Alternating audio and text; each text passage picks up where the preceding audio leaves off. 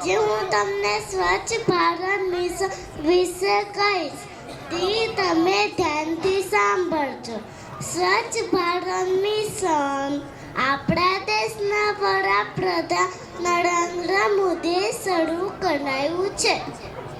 ગાંધીજીને પણ સ્વચ્છતા રાખવાના આગ્રહી હતા.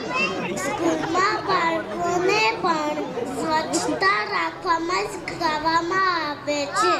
જ્યાં ત્યાં રોડ ઉપર, રસ્તા ઉપર કે સડકો પર કચરો નહીં નાખવાનો, ખાસ ડસ્ટબિનમાં જ નાખવાનો છે. સ્વચ્છતા રાખવાથી આપણે બીમાર નથી પડતા. Thank you.